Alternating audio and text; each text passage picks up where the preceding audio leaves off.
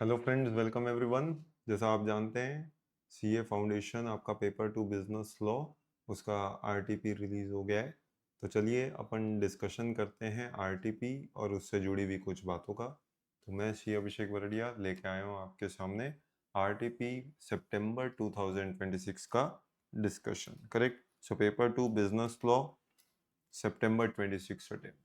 अब उसमें अगर अमेंडमेंट्स की हम बात करें तो याद करिए, वैसे तो ये अमेंडमेंट्स अपनी जो क्लास चलती है उसमें ही मैंने आपको ऑलरेडी करा दिया था, लेकिन just for coverage of everyone, companies act में जो अमेंडमेंट आया था वो आप जानते हैं अमेंडमेंट किस में आया था दोस्तों। वो अमेंडमेंट आया था स्मॉल कंपनी की डेफिनेशन में, और वो स्मॉल कंपनी की डेफिनेशन में क्या अमेंडमेंट आया था वो आप सभी जानते हैं कि स्मॉल कंपनी किसको बोलते हैं, जिसकी paid up share capital does not exceed 10 crore rupees और द हायर अमाउंट एज में be prescribe which shall not be more than 10 crore rupees, and the turnover of which as per profit and loss account for immediately preceding financial year does not exceed 100 crore rupees or such higher amount as may be prescribed which shall not be more than 100 crore rupees। Correct. तो यानी ये change क्या है ये आप अच्छी तरीके से जानते हैं इसका, कि पहले जो लिमिट हुआ करती थी स्मॉल कंपनी में वो 4 करोड़ और 40 करोड़ की होती थी। अब वो 4 करोड़ की लिमिट को बढ़ा के इंक्रीज करके कर दिया गया है 10 crore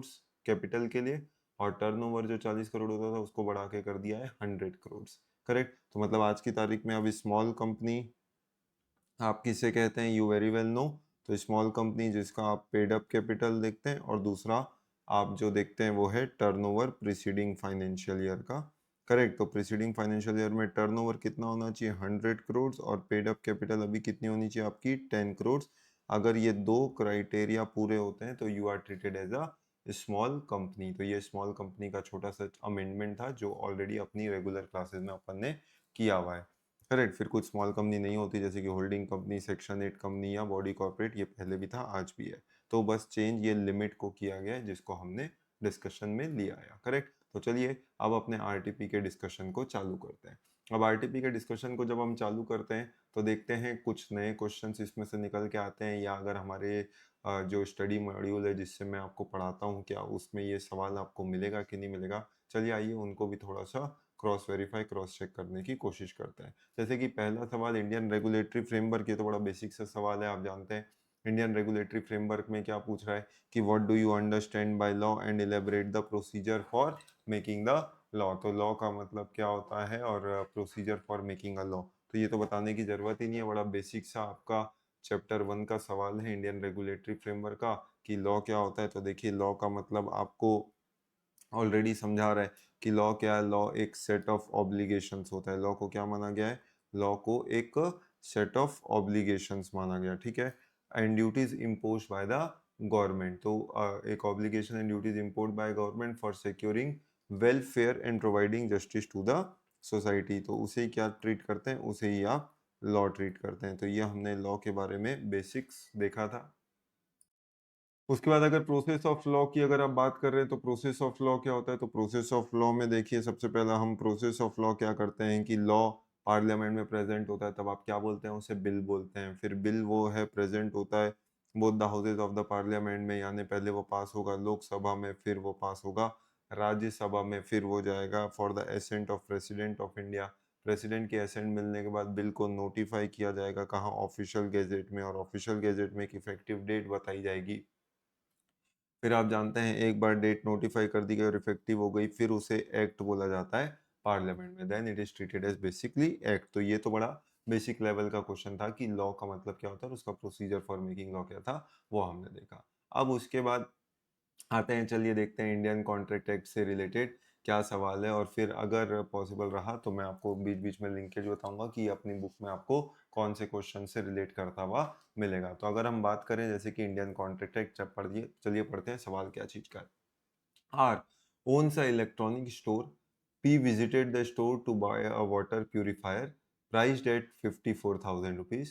He specifically requested R for a purifier with a copper filter. तो उसने specifically क्या मांगा, कॉपर फिल्टर मांगा। S P wanted to buy the purifier on credit with intention of paying in 9 equal monthly installment. R demands a guarantor for the transaction. तो are ने क्या किया, are ने डिमांड किया एक गारंटर कि भैया उसको किसी की गारंटी चाहिए। S, a friend of P, came forward and gave the guarantee for payment of water purifier. तो एस नामक व्यक्ति जो है उसने गारंटी दी उस वाटर प्यूरिफायर की। R sold P a water purifier of a specific brand.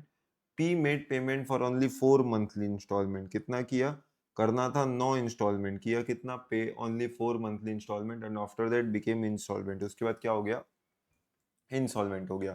तो अगर उसके बाद इंसॉल्वेंट हो गया, explain with reference to the provision of Indian Contract Act whether the liability of S as the guarantor to pay the balance price of water purified to R। तो क्या guarantor की कोई लाइबिलिटी है balance amount देने की? Balance बच कितना रहा है वो अगर आप देखें तो 9 इक्वल इंस्टॉलमेंट्स थी, मतलब इंस्टॉलमेंट कितने की थी, 6,000 की, 6,000 की इंस्टॉलमेंट थी और 9 इंस्टॉलमेंट थी जिसमें 4 पे किया, मतलब 5 इंस्टॉलमेंट अभी भी बाकी है। तो 5 इंस्टॉलमेंट जो बाकी है, तो 5 इंस्टॉलमेंट का अगर आप देखेंगे 6,000 के हिसाब से 30,000, तो 30,000 रुपये अभी भी देना बाकी है। तो क्या गारंटर को ये 30,000 रुपये देना पड़ेगा? ये पहला सवाल है।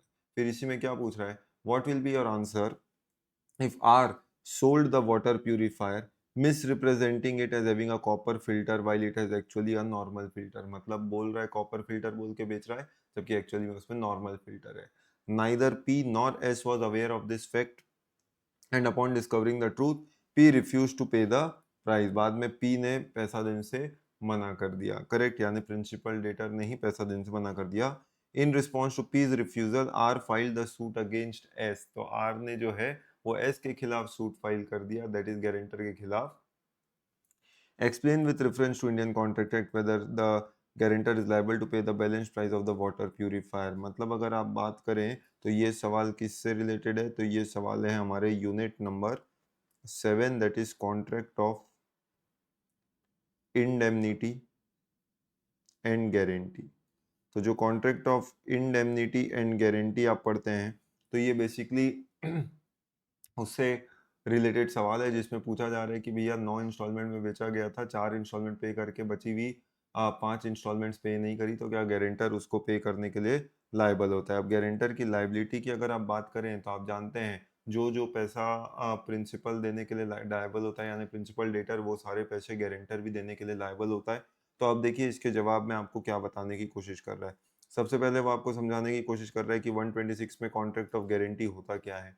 तो कॉन्ट्रैक्ट ऑफ गारंटी में आपको बता रहा है कि it is a contract to perform the promise और discharge the liability of third person in case of default, correct. फिर in this case S has given guarantee for P's payment obligation towards R when P defaulted after making 4 monthly instalment and became insolvent S liability as a guarantor will come into existence. तो उस दिन के बाद से S की liability आई जब से उसने मना किया। और याद करिए सेक्शन 128, तो 128 में अपन क्या देखते थे, liability of guarantor is coextensive with that of the principal debtor. तो उसकी लायबिलिटी को एक्सटेंसिव विद प्रिंसिपल डेटर होती है, करेक्ट। तो in this case P fail to pay the remaining instalment. Remaining instalment कितनी थी आपको बता चुका था, 30,000। तो उस केस में as the guarantor is liable to pay the balance price of the water purifier to R in the given situation. उसको पे करना पड़ेगा कितना, बैलेंस अमाउंट 30,000। ये तो first part of the question था। फिर आपसे क्या पूछ रहा था, क्या आपके आंसर में कोई बदलाव आएगा अगर उसने कॉपर फिल्टर बोल के बेचा है लेकिन एक्चुअली में वो कॉपर फिल्टर नहीं होता? तो आप जानते हैं फिर तो ये मिस रिप्रेजेंटेशन हो गया। और अगर मिस रिप्रेजेंटेशन हो गया तो वहां पे सेक्शन 142 लग जाता है। और मिस रिप्रेजेंटेशन के केस में आप जानते हैं 142 गारंटी के केस में the guarantor is discharge because it invalidates the contract of guarantee, correct. तो क्या बोलता है, any guarantee which has been obtained by means of misrepresentation made by the creditor और with his knowledge and assent concerning a material part of the transaction is invalid since in this case guarantee is obtained by means of misrepresentation made by the creditor, therefore the guarantee seems to be invalid। तो वो guarantee invalid हो गया। वैसे ही 143 में keeping silence also is invalid. तो misrepresented the filter type and both P and S were unaware, दोनों को ही नहीं पता था। So the creditor R has obtained guarantee by remaining silent as to material circumstances. Therefore conclusion क्या निकल रहा है, guarantee obtained from mister S will be considered as invalid. तो वो गारंटी इनवैलिड मान लिया जाएगा। तो फिर क्या पैसा रिकवर कर पाएगा क्या, S can not be held liable to pay the balance price of water purifier to R. तो वो पैसा आप आर वाटर से नहीं ले सकते। तो ये आपका आरटीपी का सवाल था। इसको अगर अपने अपन बुक से अगर आइडेंटिफाई करने की कोशिश करें कि क्या ये सवाल हमारी बुक में अवेलेबल है क्या, तो जैसे आप आएंगे कॉन्ट्रैक्ट ऑफ इंडेमनिटी गारंटी, जिससे हम अपने क्लास के नोट्स में पढ़ते हैं, तो क्लास के नोट्स में जब आप आएंगे तो मैं साथ साथ आपको कोरिलेट करके बता रहा हूँ कि ये टॉपिक आपको कहाँ पे देखने को मिलेगा। तो मीनिंग देयर बाय आप टॉपिक पढ़ते हैं invalidation of contract of guarantee, और invalidation of contract of guarantee पढ़ते हैं तो उसमें एक सेक्शन आता है सेक्शन 142, जो क्या बोलता है, guarantee obtained by misrepresentation. तो guarantee obtained by misrepresentation अगर आप देखेंगे तो ये सेम सवाल आपके एग्जाम में ऑलरेडी जून 24 में आ चुका है, 7 नंबर का सेम क्वेश्चन आप देख लीजिए। करेक्ट, तो ये सेम क्वेश्चन जून 24 में भी आ चुका है। अब यही क्वेश्चन आपको वापस से आरटीपी सितंबर 26 में भी पूछ रहा है। तो यही सवाल आपको आरटीपी सितंबर 26 में भी पूछ लिया, यानी सेम क्वेश्चन आपको आपकी बुक में ये यहाँ पे इस सीक्वेंस में मिल जाएगा। करेक्ट, चलिए कोई बात नहीं, आगे का क्वेश्चन, अगला क्वेश्चन पे आते हैं, नेक्स्ट क्वेश्चन। ठीक अब नेक्स्ट क्वेश्चन पे आ रहे हैं, क्वेश्चन नंबर 3।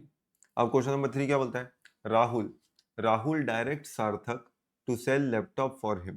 तो राहुल जो है वो सार्थक को डायरेक्शन देता है to sell laptop for him and agrees to give Sarthak 11% commission on sale price fixed by Rahul. तो राहुल डायरेक्शन दे रहा है सार्थक को लैपटॉप बेचने का और एग्री कर रहा है कि टू सार्थक को वो 11% कमीशन देगा on the cell price fixed by Rahul for each laptop.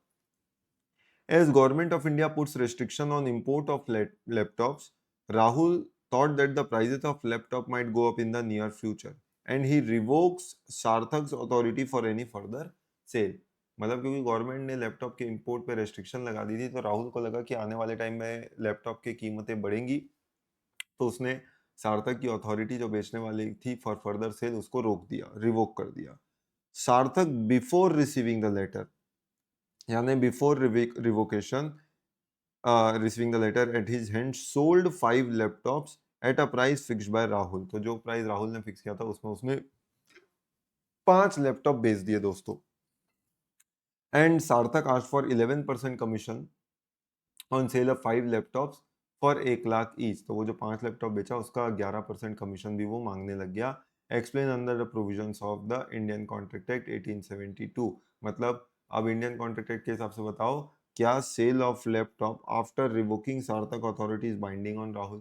क्योंकि उसने उसकी अथॉरिटी रिवोक कर दी थी, तो क्या उस लैपटॉप बेचना से राहुल बाइंड हो जाएगा, मतलब प्रिंसिपल बाइंड हो जाएगा। And whether Sarthak will be able to recover his commission from Rahul, if yes what will be the amount of such commission. मतलब बेसिकली अगर देखा जाए तो ये किससे रिलेटेड सवाल हो गया, ये भी आपका स्पेशल कॉन्ट्रैक्ट हो गया, कॉन्ट्रैक्ट ऑफ एजेंसी। तो ये सवाल जो है वो आपके कॉन्ट्रैक्ट ऑफ एजेंसी को लेके बना हुआ है। अब कॉन्ट्रैक्ट ऑफ एजेंसी की अगर हम बात करें तो मीनिंग देयर बाय, अब यहाँ पे क्या होता है, टर्मिनेशन ऑफ एजेंट अथॉरिटी। तो आप जो एक टॉपिक पढ़ते हैं वो है टर्मिनेशन ऑफ एजेंट्स अथॉरिटी, कि एजेंट की अथॉरिटी कई बार आप टर्मिनेट कर लेते हैं, तो वो जो टर्मिनेशन करते हैं वो इफेक्टिव कब से होता है, it takes effect as to agent as to third person section 208। तो ये चीज सेक्शन 208 में आती है, जो क्या बोलता है, termination of authority of agent does not so far as regards the agent take effect before it becomes known to him। यानी एजेंट की अथॉरिटी कब से टर्मिनेट मानी जाती है, जब से एजेंट को पता चला। करेक्ट, यानी उसे कम्युनिकेट किया गया of revocation of his authority. और so far as regard the third person before it becomes known to them, मतलब कुल मिला के पता चलने के बाद ही अथॉरिटी जो है वो रिवोक होती है, उससे पहले अथॉरिटी रिवोक नहीं हो सकती। अब सोचिए यहाँ पे क्या है, गवर्नमेंट ने रिस्ट्रिक्शन लगाया था इंपोर्ट पे, और जैसे रिस्ट्रिक्शन लगाया तो प्रिंसिपल ने अथॉरिटी रिवोक कर दी, लेकिन सवाल है एजेंट को उस वक्त पता चला क्या, नहीं, उससे पहले तो उसने 5 लैपटॉप भेज दिए लाख लाख रुपए के। तो उस केस में क्या वो वाली अथॉरिटी रिवोक मानी जाएगी। तो in this case revocation of Sarthak authority becomes effective only when it is communicated and received by Sarthak. तो वो इफेक्टिव कब से होता है, जब वो कम्युनिकेट हो और रिसीव हो bye Sarthak. Since Sarthak had not received the revocation letter, तो पॉइंट क्या बन गया, क्योंकि उसे रेवोकेशन लेटर रिसीव ही नहीं हुआ at the time of selling of laptop, his authority to sell on behalf of Rahul is still valid। तो उसकी अथॉरिटी अभी भी वैलिड है, मतलब सार्थक जो है वो तो अभी भी लैपटॉप बेच ही सकता है, क्योंकि उसकी अथॉरिटी अभी भी वैलिड है। Hence sale of laptop conducted by सार्थक is binding on राहुल। तो ये जो लैपटॉप बेचा गया ये बाइंडिंग ऑन राहुल देखने को मिलेगा। अब कमीशन की बात आई तो उससे क्या उसको कमीशन मिलेगा? Is entitled to commission for sale made while he still had the authority to sell, तो उसको वो कमीशन भी मिलेगा। Since he sold the laptop before receiving the revocation he is entitled to commission as per the agreement with Rahul, तो वो agreement के हिसाब से उसको कमीशन मिलेगा। लेकिन इंपॉर्टेंट बात है, क्वेश्चन में अमाउंट ऑफ कमीशन भी बोल दिया है, तो जब ऐसा बोल दिया तो आपको बताना पड़ेगा कि एक लैपटॉप 1 लाख का था तो 5 लैपटॉप 5 लाख में बेचे होंगे, 5 लाख में उसका 11% अगर आप कमीशन निकालेंगे तो 5 लाख का 11% यानी 55,000 रुपए का कमीशन उसको पे करना पड़ेगा। Correct, so that is with respect to contract of agency, revocation of agency. ठीक, तो ये उस टॉपिक से अपना रिलेट करता हुआ सवाल आ गया। अगला अगर हम बढ़े तो नेक्स्ट क्वेश्चन पे आ रहे हैं, विच इज क्वेश्चन नंबर 4। अब क्वेश्चन नंबर 4 क्या बोलता है? Preeti, a minor falsely representing her age, enters into an agreement with authorized laptop dealer Mr. Mittal, owner of MP Laptops, for purchase of laptop on credit amounting to 60,000। तो laptop credit में खरीद रहे हैं 60,000 का। कौन? प्रीति, अ माइनर, जो कि falsely अपने आप को मेजर बता रही है। ठीक, शी प्रॉमिस टू पे back the outstanding amount with interest eight 16% per annum bye 31 जुलाई 23। उसने वादा किया कि वो इस पे इंटरेस्ट देगी 16% पर एनम के हिसाब से। She told him that in case she won't be able to pay the outstanding amount her father Mr Ram will pay back on her behalf. तो मतलब देखिए और क्या बोल रही है कि अगर वो खुद पे नहीं कर पाई तो फिर उसके फादर मिस्टर राम जो है वो पे करेंगे। After 1 year when Preeti was asked to pay the outstanding amount with interest, she refused to pay the amount and told the owner क्या? that she is a minor and now he cannot recover even a single penny from her। तो वो तो minor है, अब उससे आप एक भी पैसा रिकवर नहीं कर सकते, ऐसा किसका कहना है? प्रीति का कहना है। She will be major on 1 जनवरी 25। अब वो कहानी को आगे बढ़ा रहे हैं, 1 जनवरी 25 को मेजर बनेगी and only after that the agreement can be ratified. तो उसके बाद वो एग्रीमेंट को रेटिफाई कर सकती है, ऐसा बोल रहा है question. Explain by which of the following ways mister Mittal will succeed in recovering the outstanding amount with reference to the provision of Indian contract act. तो वो कैसे पैसा रिकवर कर सकता है दुकानदार, आपको तो ये बताना है। Number 1, by filing a case against Preeti a minor for recovery of outstanding dues amount along with interest। तो क्या वह प्रीति के खिलाफ सूट फाइल करके रिकवर कर सकता है? आप जानते हैं ना जी ना, क्योंकि प्रीति कौन है? माइनर है। Minor never incurs personal liability, तो माइनर की कोई पर्सनल लाइबिलिटी कभी होती नहीं है। करेक्ट। तो जब माइनर की पर्सनल लाइबिलिटी नहीं होती तो आप माइनर से कैसे रिकवर कर सकते हो? Minor can plead minority at any given point of time, तो आप उससे तो रिकवर नहीं कर पाएंगे। Bye filing a case against Mr Ram father of Preeti for recovery of outstanding amount. तो क्या गार्जियन या पेरेंट्स लायबल होते हैं? ये भी आप जानते हैं कि पेरेंट्स और गार्जियन तब तक लायबल नहीं होते, करेक्ट, जब तक उन्होंने they themselves confronted to act as a agent of the minor। By filing a case against Preeti, a minor, for recovery of a outstanding amount after she attains majority। तो इसमें भी हमने देखा था कि minor cannot authenticate a document by attaining majority। तो minor जो है after attaining majority उसको रिवोक मतलब उसको एक्सेप्ट नहीं कर सकता। करेक्ट, तो इसका भी सिनेरियो नो ही बनने वाला है। तो मीनिंग देयर बाय अगर अब हम इसके आंसर पे देखें तो contract made with a minor और by a minor is altogether void ab initio. तो रेफरेंस आ गया section 11 of the Indian contract act, जो क्या बोलता है? Minor is not competent to contract, और उसके साथ किया गया कोई भी एग्रीमेंट इज वॉइड। तो अबव प्रोविजंस को फॉलो करते हुए Mr Mittal will not succeed in recovering outstanding amount by filing a case against प्रीति या माइनर। क्योंकि वो माइनर है तो आप उससे रिकवर नहीं कर पाओगे। दूसरा, क्या पेरेंट्स से रिकवर कर पाएंगे? तो ये भी हमने देखा था कि माइनर अपने द्वारा किए गए एक्ट से पेरेंट्स या गार्जियन को बाइंड नहीं करता। In the absence of authority express or implied, minor is not capable of binding his parent or guardian। तो वो उनको बाइंड नहीं कर सकता unless वो themselves confront करे। Even for necessities, यानी necessities के लिए बाइंड नहीं कर सकता। Parents will be liable only when the child is acting as an agent for parents। तो पेरेंट तो तभी लायबल होंगे जब चाइल्ड जो है वो क्या कर रहे हैं, उनके एजेंट की तरह काम कर रहा है। तो इन the instant case mister Mittal will not succeed, ये भी हमने देख लिया था। इवन ये भी डिस्कस कर लिया था कि minor can not ratify it on attaining majority.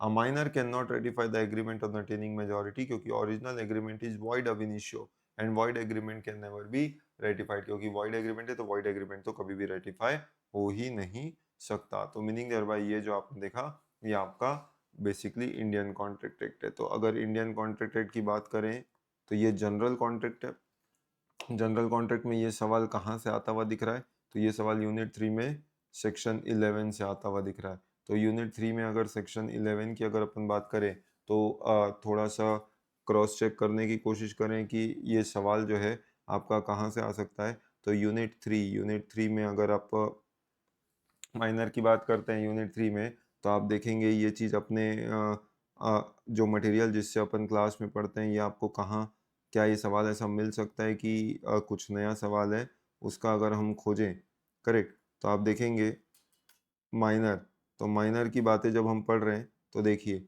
ये आपको सेम सवाल आपको ऐसे 1-2 बार मिलेंगे।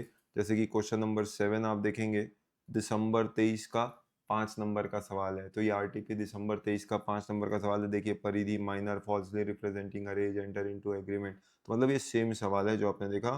तो इसमें भी आप क्या करेंगे, इसमें भी आप अपना अटेम्प्ट जो है आरटीपी सितंबर 26 को भी ऐड कर सकते हैं। तो मीनिंग देयर तो इसमें भी अटेम्प्ट ही ऐड होना है। बाकी क्वेश्चन जो है वो देखिए तीनों requirement same. By filing case against Paridhi a minor falsely for recovering the outstanding amount, by filing case against Mr Ram father of minor, या by filing case against Paridhi on attaining majority. तो आप जानते हैं किसी भी सिनेरियो में सूट फाइल नहीं हो सकता। तो ये वाला इंस्टेंस, ये वाला क्वेश्चन जो है अपना आसानी से कवर अप हो गया। अब ये कवर हो गया तो चलो अब इसके बाद और आगे बढ़ते हैं। यानी चौथा क्वेश्चन हम देख चुके थे, अब आ रहे हैं पांचवे पे। पांचवा क्वेश्चन पढ़ते हैं, चलिए देखते हैं क्या बोलता है, कुछ नया मिलता है क्या।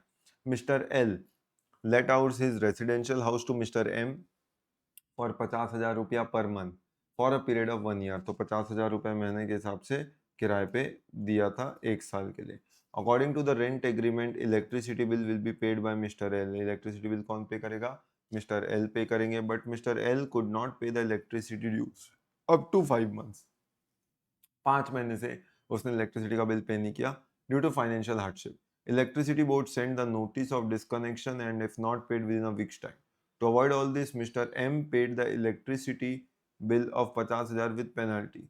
Letter on L refused to reimburse 50,000 रुपए and argued that he has paid the bill voluntary because of his own interest। तो आपको बोला कौन था बिल का पेमेंट करने, आपने क्यों पेमेंट किया? Decide with reference to provisions of Indian Contract Act whether Mr. M is entitled to be reimbursed by Mr. L। तो क्या रीइंबर्समेंट मिलेगा, क्या उसको रीइंबर्समेंट करना पड़ेगा?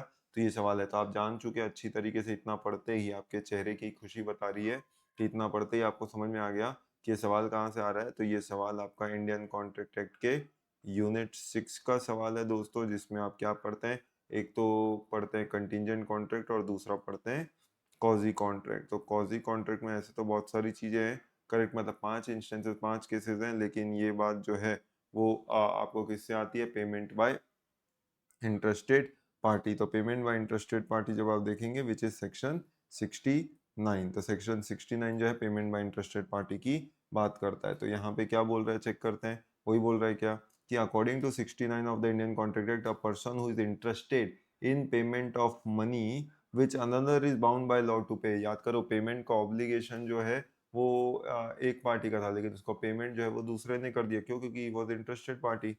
And another is bound to by law to pay and who therefore pays it is entitled to be reimbursed by the other। तो उसको reimbursement मिलना चाहिए। In the instant case M paid electricity bill to avoid disconnection that was pending due to Mr. L's failure to fulfill his contractual obligation, hence Mr. M is entitled to be reimbursed by 50,000 from Mr. L। मतलब सबसे पहले आपने क्या किया, तो इससे आपने law के पार्ट को समझा लिया और इससे आपने फैक्ट्स और कंक्लूजन को समराइज कर दिया कि क्या क्या आपसे गलती हो रही थी, उस चीज को भी हमने फैक्ट्स और कंक्लूजन के तौर पे समराइज कर लिया। तो ये भी हमने देख लिया फर्स्ट पार्ट। तो ये क्या कॉजी कॉन्ट्रैक्ट में, कॉजी कॉन्ट्रैक्ट में अगर हम चेक करें तो चेक करें, चलो आओ अपने बुक में चेक करते हैं क्या ये क्वेश्चन आपको कहीं अवेलेबल है क्या। तो आप देखेंगे जब आप यूनिट 6 में आएंगे कॉजी कॉन्ट्रैक्ट, तो कॉजी कॉन्ट्रैक्ट में ये क्वेश्चन ऑलरेडी अपनी बुक में देखिए सेम सवाल अवेलेबल है कि mister L let out his residential house 50,000 रुपये महीने में और वही इलेक्ट्रिसिटी बिल वगैरह वगैरह। तो ये सेम बात हमने यहाँ पे देखी है। तो यही चीज़ अब सितंबर 24 में एग्जाम में आई थी, अब सितंबर 26 में ये आरटीपी बन के आ रही है, करेक्ट। तो ये सेम सवाल हमने यहाँ पे कवर अप कर लिया। तो ये क्वेश्चन भी हमारा डन अप हो गया है, यस और नो? Yes sir. अब उसके बाद और आगे बढ़े तो अब हमारे क्वेश्चन नेक्स्ट क्वेश्चन में mister A offer to sell 25 chairs to mister B at 1500 per share. तो मिस्टर ए ने मिस्टर बी को 25 शेयर 1500 पर शेयर में बेचने का कॉन्ट्रैक्ट किया था 12 फरवरी को। A promised B that he would keep the offer open till 15 February 2024। तो वो क्या करेगा, 15 फरवरी तक ऑफर को ओपन करने की बात रख रहा था, ठीक। हाउएवर ऑन 13 फेब 13 फरवरी को ही क्या कर दिया उसने, sold the chair to mister C at 1700 per chair without the knowledge of B, बिना बी की जानकारी के उसने वो चेयर्स जो है वो सी को बेच दिए। Mr B communicated the acceptance of the above offer on 14 Feb, और उसके बाद मिस्टर बी बोलता है I accept advise with reference to provisions of contract act whether B can claim damages from A. तो क्या बी ए से damages claim कर पाएगा कि नहीं कर पाएगा, तो ये हमारा सवाल है। अब डैमेजेस क्लेम हो पाएंगे कि नहीं हो पाएंगे, तो मतलब ये किससे रिलेटेड सवाल हो गया, करेक्ट, मतलब ये आपका कम्युनिकेशन होना चाहिए टाइम पे। तो कम्युनिकेशन होना चाहिए, तो ये आपका बेसिकली कॉन्ट्रैक्ट एक्ट का यूनिट 1 का सवाल है, जहाँ पे आप सेक्शन 4 और सेक्शन 5 में बेसिकली लार्जली बात करें तो सेक्शन 5 में आप क्या करते हैं, रेवोकेशन कब कर सकते हैं ऑफर का, और रेवोकेशन कब कर सकते हैं एक्सेप्टेंस का, उसको लेके बात होती है। जब उसको लेके बात होती है तो देखिए सवाल जवाब कैसे बनता है कि as per section 5 of the contract act offer can be revoked at any time before communication of its acceptance is complete as against the proposer. तो जब तक ये है आप ऑफर कभी भी रिवोक कर सकते हैं। याद करो रेवोकेशन ऑफ ऑफर के बारे में अपन क्या कर रहा था, बिफोर इट इज यहाँ से आपसे जा रहा है, करेक्ट। तो एक होता है when it comes to the knowledge of the offeree, और एक व्हेन होता है it is put in course of transmission by offeror. तो ऑफर को रिवोक करना है तो ऑफर में भी revoked by the offeror before its acceptance even though he had originally agreed to hold it for a definite period of time so long as it is mere offer it can be withdrawn whenever the offerer desire। तो जब तक offer है तब तक तो आप उसको कभी भी विड्रॉ कर सकते हो या रिवोक कर सकते हो। In the instant case B can not claim damages from A, क्या बी ए से डैमेजेस क्लेम कर पाएगा क्या, नहीं, because the offer made by A is a mere offer and it can be withdrawn whenever A desire। तो जब A चाहे वो ऑफर को विड्रॉ कर सकता था, उसने विड्रॉ किया, इसलिए आप क्या हैं, आप ये चीज़ें रिकवर नहीं कर सकते। तो बेसिकली अगर आप देखें तो ये जवाब कहाँ से आ रहा है, ये जवाब आपका आ रहा है यूनिट 1 सेक्शन 5 से। तो यूनिट 1 सेक्शन 5 चेक करें क्या हमारी बुक में ऐसा कुछ कवरेज है क्या, क्या ऐसे सब सवाल हमारे उसमें आते हैं क्या। तो अगर आप देखेंगे यूनिट 1 पे, तो ये आपका यूनिट 1 का अपना टेक्स्ट है जिससे अपन क्लास में पढ़ते हैं। और यूनिट 1 के टेक्स्ट में अगर आप देखेंगे तो ये देखिए एक क्वेश्चन आपको मिल रहा है पेज नंबर 32 पे, जिसमें क्या बोल रहा है, सेम सवाल आपको बोल रहा है ए ऑफर टू सेल 25 चेयर 1500 पर चेयर में। तो मतलब यही सितंबर 24 एग्जाम में भी आया था, यही आपका आरटीपी सितंबर 26 का भी सवाल बनेगा। तो ये आपका आरटीपी सितंबर 26 का भी सवाल बनेगा, ये भी अपन ने बेसिकली डिस्कस कर लिया। तो ये वाला हिस्सा भी कंप्लीट हो गया। अब उसके बाद आगे बढ़े तो अगला अगर आप क्वेश्चन देखें तो अगला क्वेश्चन क्या बोलता है, mister A was running an orphanage. तो वो मिस्टर ए एक ऑर्फनेज चलाते थे। हिज फ्रेंड मिस्टर एस अ फिलेंथ्रोपिस्ट हाँ अग्रीड टू डोनेट 2 लाख रुपया for treatment of a child. तो उसने एग्री किया कि भैया 2 लाख रुपए मैं दान दूंगा। Who was suffering from cancer on emergency Mr A incurred 1.5 lakh रुपया on the treatment of child. Emergency आई और मिस्टर ए ने क्या किया, वो चाइल्ड का ट्रीटमेंट जो है वो कराने के लिए कुछ खर्चा करना चालू कर दिया 1.5 लाख रुपए। Now mister S refuse to pay, बाद में मिस्टर एस ने वो 2 लाख रुपए डोनेट करने से मना कर दिया। Whether mister A can claim 1.5 lakh from mister S with reference to provision of Indian contract act, क्या वो क्लेम कर सकता है कि नहीं कर सकता। तो याद करो यस, ये भी आपके लिए बड़ा मजेदार हो रहा है। क्यों? क्योंकि जब आप पढ़ा हुआ देखते हैं और वही चीज़ एग्जाम में आता है तो आपको और मज़ा आती है। तो ये सेम चीज़ जो है वो आप जानते हैं इंडियन कॉन्ट्रैक्ट एक्ट में आती है, और वो कहाँ आती है, यूनिट नंबर 2 में आती है, जहाँ पे आप अलग-अलग इंस्टेंसेस देखते थे। उन्हीं में से एक इंस्टेंस था चैरिटी। तो जब आप कोई चैरिटी करने का वादा करते हैं, उसको तो पूरा करने की ज़रूरत नहीं है, लेकिन उस चैरिटी के बेसिस पे कोई दूसरा वाला अगर कोई ऑब्लिगेशन इनकर कर लेता है, तो to the extent of the charity जितना भी ऑब्लिगेशन वो इनकर करेगा, वो ऑब्लिगेशन को आपको पे ऑफ करना पड़ता है। तो वो कॉन्ट्रैक्ट जो है आपका वैलिड कॉन्ट्रैक्ट बनता है। तो ये अपन ने देखा था यूनिट नंबर 2 में। तो यूनिट नंबर 2 की अगर आप बात करें तो यूनिट नंबर 2 अगर उसमें हम चैरिटी जैसे पॉइंट की अगर बात करें तो देखिए चैरिटी, तो ये अपन चैरिटी का जो टॉपिक है, ये चैरिटी का टॉपिक आप बेसिकली पढ़ रहे हैं अंडर द टॉपिक अगर आप बात करें तो आपका टॉपिक है validity of agreement without consideration, मतलब नो एग्रीमेंट नो कॉन्ट्रैक्ट होता है, नो कंसिडरेशन नो कॉन्ट्रैक्ट होता है, करेक्ट। उसी का मतलब एक तरीके से कब कब इवन विदाउट कंसिडरेशन वो वैलिड होता है। तो उसमें कुछ इंस्टेंसेस एक्सेप्शन के तौर पे थे।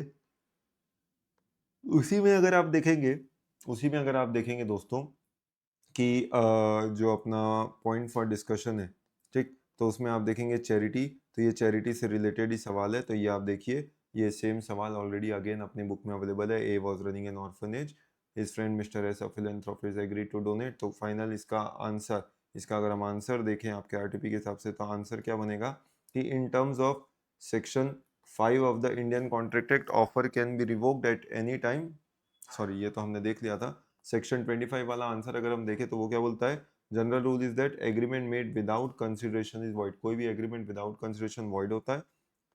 और in the following cases agreement दो मेड विदाउट कंसिडरेशन वैलिड होंगे। और जो पॉइंट है सिर्फ उसी पॉइंट को डिस्कस करना है, तो वो पॉइंट है चैरिटी का। तो देखिए क्या बोलता है, where the promisee undertakes liability on the promise of person to contribute to charity there the contract shall become valid. तो मतलब इसमें इतने में क्या किया, इतने में आपने तो बस बेसिक लॉ क्या है वो समझाया। तो लॉ क्या है वो समझाया, उसको फिर इन शॉर्ट में क्या कर दिया, कंक्लूड कर दिया, correct. In the instant case mister A can claim 1.5 lakh रुपया फ्रॉम मिस्टर एस, तो वो 1.5 लाख रुपए क्लेम कर सकता है। तो ये भी आपका बेसिकली एक सवाल बन गया, ठीक। तो मतलब आरटीपी में अगर हम देखते जाएं तो ज़्यादातर जितने भी सवाल हैं वो ऑलरेडी हमारी बुक में मैक्सिमम अब कवर्ड है। चलो अगले सवाल की ओर बढ़ते हैं, चेक करते हैं क्या इसके बारे में क्या स्टेटस है। Mister Sohan, a wealthy individual, provided loan of 80,000 to mister Mukesh on 26 February 2025। Borrower mister Mukesh asked for a further loan of 1.5 lakh rupaya. Sohan agreed but provided the loan in different dates. He provided 1 lakh on 28 February and remaining 50,000 on 3 मार्च। मतलब इस तरीके से पूरे पैसे दिए गए। क्या क्या पैसे दिए गए, 80,000 रुपये दिया गया 26 फरवरी को, उसके बाद 1 लाख दिया गया 28 फरवरी को, और 50,000 दिया गया 3 मार्च को। ऐसा करके पूरा आपको अमाउंट जो है वो दिया गया। On 10 March 2025 mister Mukesh will be paying off part 75,000 to mister Sohan, insisted that the lender should adjust 50,000 towards loan taken on 3rd March and balance as against loan on 26 फरवरी। तो 26 फरवरी का उससे बैलेंस को एडजस्ट करना है। Sohan objected to this arrangement, Sohan ने मना कर दिया कि ऐसा नहीं हो सकता। एंड आज the borrower to adjust in order of debt of borrowal of fund. उसने क्या बोला कि भैया जो लाइन से पहले जो लोन लिया था आप पहले उसी को चुकाओगे, आप ऐसे बीच से कोई भी लोन आप नहीं चुकाओगे। तो ये चीज सोहन जो है वो मना कर रहा है। Now decide whether contention of Mukesh is correct or otherwise as per the provision of Indian Contract Act। तो क्या मुकेश का ऐसा कहना कि वो इससे एडजस्ट करना चाहता है उससे एडजस्ट करना चाहता है, क्या वो कर सकता है क्या, और क्या उसका कहना सही है। What would be the answer in case borrower does not insist on such order of adjustment। अगर वो नहीं बताएंगे तो फिर क्या होगा, ये आपको बताना है। तो ये जो ट्रीटमेंट देना है, ठीक। और लास्ट इसमें फिर क्या पूछ रहा है, 3 चीजें पूछ रहा है। What would be the mode of adjustment appropriation of such part payment अगर neither Sohan nor Mukesh insist और ऑर्डर ऑफ एडजस्टमेंट। मतलब अगर बेसिकली याद करें तो अगर पढ़ते पढ़ते ही आपको रिकॉल करवाऊं तो ये चीज़ आपने किस में पढ़ी है, ये चीज़ें आपने पढ़ी है इंडियन कॉन्ट्रैक्ट एक्ट के यूनिट नंबर 4 में। तो यूनिट नंबर 4 की जब आप बात करते हैं तो इसमें आपने एक टॉपिक पढ़ा था अप्रोप्रिएशन ऑफ पेमेंट 59, 60, 61 की। जैसा डेटर बोले वैसा अप्रोप्रिएट होगा, डेटर ना बोले तो क्रेडिटर के कहने पे जैसा होगा वैसा अप्रोप्रिएट होगा। दोनों ही ना बोले तो फिर आप जानते हैं फिर क्या होगा दोस्तों, फिर ऑर्डर ऑफ टाइम के हिसाब से अप्रोप्रिएशन होगा। तो जब इसका मतलब अगर हम बात करें तो अप्रोप्रिएशन ऑफ पेमेंट के बारे में बेसिकली जो है वो दिया हुआ है कहाँ, 59 से लेके 61 तक। As per 59 of the act where a debtor owing several distinct debt to one person, correct, makes a payment to him either with express intimation or under circumstances implying that payment is to be applied for discharge of some particular debt। Payment अगर accepted must be applied accordingly, तो वो payment उसी से apply करना चाहिए जैसा debtor बोल रहा है। Therefore contention of mister Mukesh is correct and he can specify the manner of appropriation of payment of debt. तो जो मुकेश का कहना था वो कहना सही दिख रहा था।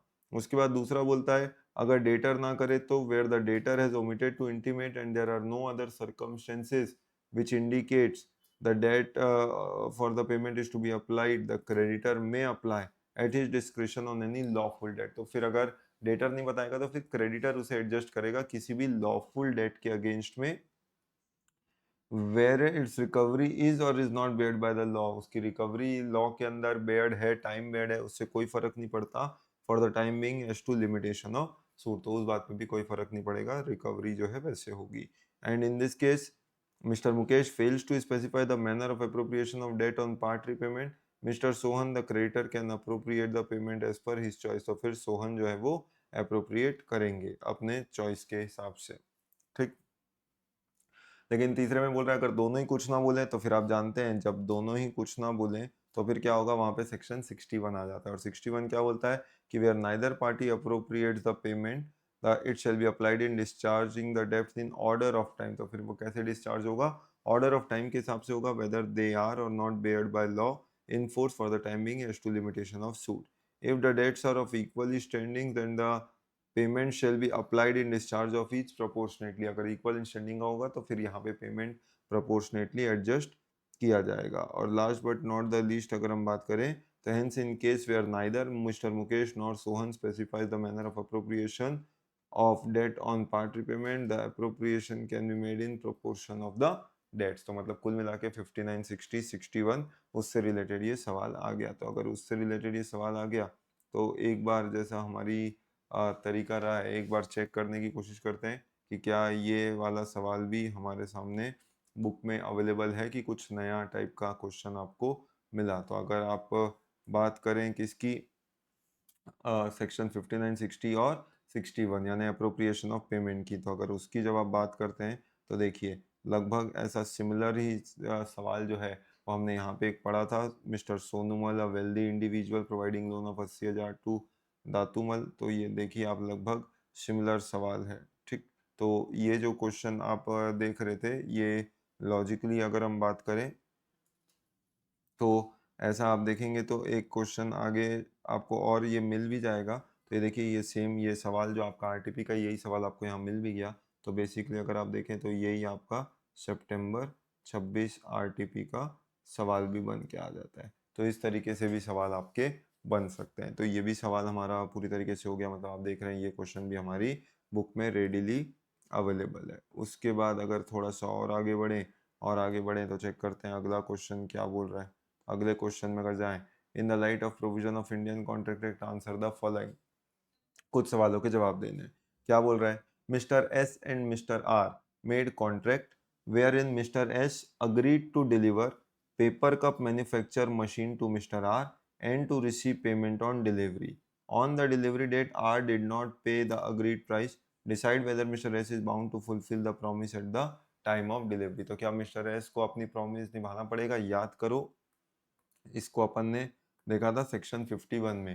तो 51 क्या बोलता था, promisor need not perform his part unless and until promisee is ready and willing to perform his part. तो जब तक एक पार्टी ने अपना काम नहीं किया दूसरी पार्टी ने अपना पार्ट नहीं करना चाहिए। तो ये बात आपने बेसिकली कहाँ से सीखी थी, ये बात आपने सीखी थी यूनिट नंबर 4 से। तो यूनिट नंबर 4 की अगर आप बात करेंगे तो इसमें हमने क्या सीखा है कि एज पर सेक्शन 51 पहले लॉ जो बताना था आपने लॉ बताया। देखिए पैटर्न हमारा सेम चल रहा है, लॉ, फैक्ट्स और कंक्लूजन।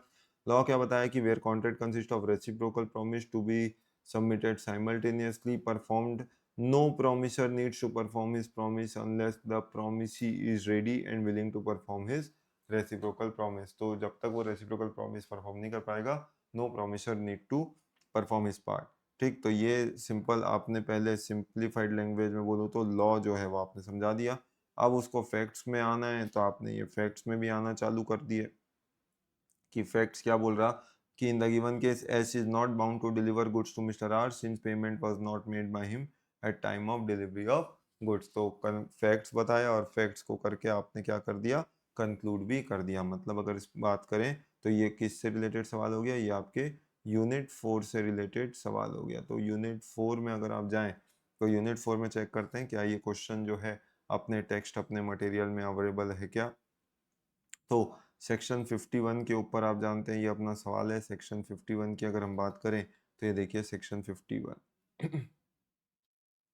करेक्ट। तो देखिए 51 क्या बोलता है, mister S and mister R made contract wherein S agreed to deliver paper cup manufacturing machine, मतलब सेम सवाल है, यस सर।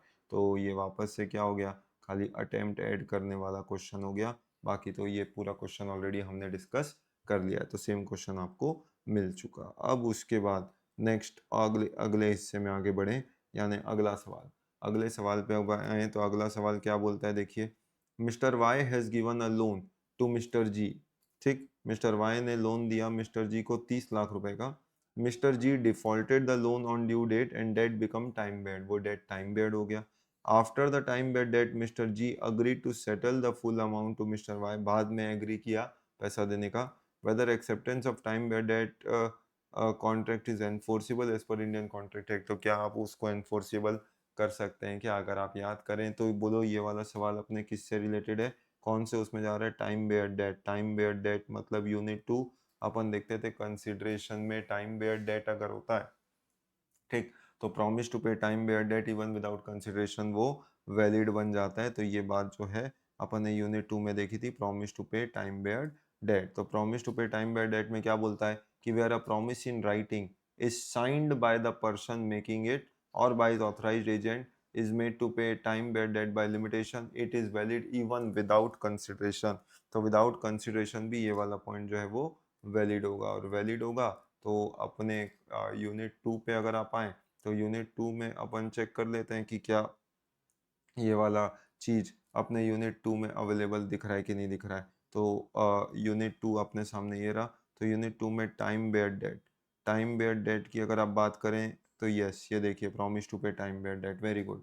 यानी सब चीज़ें आप देखें, मतलब मोस्ट ऑफ द केसेस जितना भी आप आरटीपी में डिस्कस कर रहे हैं, सारे सवाल दोस्तों, मतलब अपने मैक्सिमम सवाल जो हैं आप देख रहे हो, सबके सब पुराने पास्ट उसमें से अपने टेक्स्ट में अपने स्टडी में ऑलरेडी कवर्ड है। तो ये भी सवाल जो है वो सेम है, यहाँ पे भी क्या होना है, बस इसका एडिशन जो है हो जाना है आरटीपी सितंबर 26 का। जी बात समझ में आ गई आपको दोस्तों? Yes sir. तो ये वाला क्वेश्चन भी जो है अपना पूरी तरीके से कंप्लीट हो गया। अब ये क्वेश्चन कंप्लीट हो गया तो उसके बाद अगर कॉन्ट्रैक्ट एक्ट में देखें तो और क्या सवाल है, ये सारे इतने सारे केस बना के पूछ रहा था। अब देखते हैं एक सवाल और क्या पूछ रहा है, some objects and considerations are unlawful, define any six with reference to provisions of Indian contract act. यानी याद करिए असेंशियल्स ऑफ वैलिड कॉन्ट्रैक्ट जब आप पढ़ते थे उनमें से एक था lawful consideration and legal object. पर कंसिडरेशन कब अनलॉफुल होता है और ऑब्जेक्ट कब इलीगल होता है, इसको आप यूनिट 3 में पढ़ते हैं। ये तो सीधा सीधा आपका थ्योरी का सवाल हो गया कि कब कंसिडरेशन अनलॉफुल होता है और कब ऑब्जेक्ट इलीगल होता है। तो आप देखो कब कब अनलॉफुल और इलीगल होता है, तो उसमें हमने क्या क्या डिस्कस किया था। अगर if it is forbidden by law, if permitted would defeat the provision of law, कुछ याद आ रहा है, या वेयर इट इज़ फ्रॉडुलेंट, या if it is causing injury to the person और हिज प्रॉपर्टी होता है, या फिर कंसिडरेशन इज इमोरल, यानी court regard it as immoral, और where it is oppose to public policy. तो ये जो 6 इंस्टेंसेज हैं, यहाँ पे क्या माना जाता है, यहाँ पे दोस्तों माना जाता है कि कंसिडरेशन अनलॉफुल है या ऑब्जेक्ट इलीगल है और वो कॉन्ट्रैक्ट फिर वैलिड कॉन्ट्रैक्ट नहीं होते। तो मतलब ये सीधा सीधा अपना कॉन्ट्रैक्ट एक्ट से रिलेटेड आरटीपी के पूरे सवाल थे जो अपन ने डिस्कस किए।